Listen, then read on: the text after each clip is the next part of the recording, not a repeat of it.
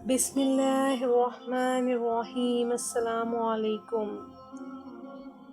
نماز فجر اور سورۃ فاتحہ پڑھنے کے فائدے۔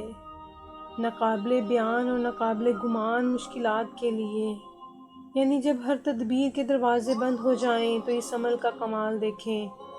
نماز فجر کی سنتوں اور فرضوں کے درمیان سورۃ فاتحہ 41 بار بسم اللہ الرحمن الرحیم کے ساتھ پڑھیں، یعنی ہر سورت کے ساتھ بسم اللہ الرحمن الرحیم کی میم کو الحمدللہ کی لام کے ساتھ ملا کر پڑھیں۔ الحمدللہ رب العالمین۔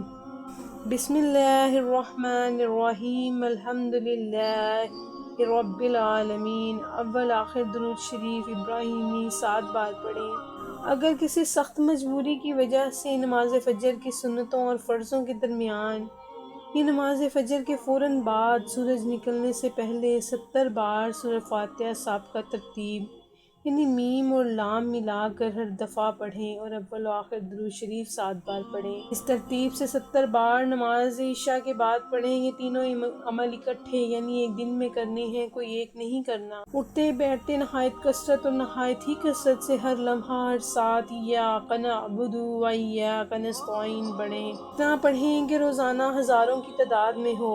فائدہ زیادہ چاہتی ہیں تو 21 دن میں 41 دن ایاک نعبد و ایاک نستعین کا 1.25 لاکھ خود پڑھیں، یا صرف گھر والوں کو اکٹھا کریں اور دوسروں کو اکٹھا کر کے نہ پڑھیں۔ اس طرح 1.25 لاکھ، 3.25 لاکھ، 5.25 لاکھ، جتنا زیادہ اتنا نفع زیادہ۔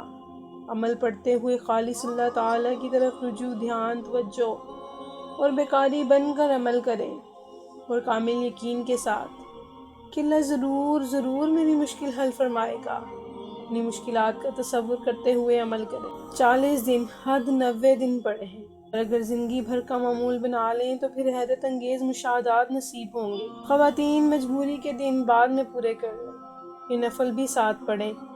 یہ عمل جمیع مشکلات اور کامیابیوں کے لیے آزمودہ اور مجرب عمل ہے۔ جب ظاہری تدبیر کارگر نہ ہو پھر اس کا کمال دیکھیں۔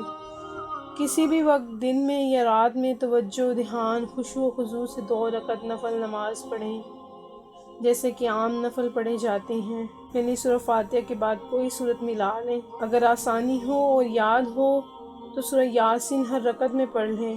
سلام پھیرنے کے بعد اسی جگہ بیٹھے ہوئے اول و آخر درود شریف، درود ابراہیمی 3 بار اور درمیان میں سورۃ یاسین 3 بار پڑھیں، اور اپنا ہدف آپ کو بہترین معاشرتی، تاریخی اور معلوماتی اور اصلاحی تحریریں پیش کرنا ہے۔ اس میں آپ کا ایک شعر بہت بڑا کردار بطور صدقہ جاریہ ادا کر سکتا ہے۔ ہمارے ساتھ مل کر آپ بھی اس کار خیر کا حصہ بنیں اور ہماری ویڈیوز کو اپنے دوستوں میں شیئر کریں۔ آسانیاں بانٹیں گے تو انشاءاللہ آپ کے لیے بھی آسانیاں ہوں گی۔ اللہ نگہبان۔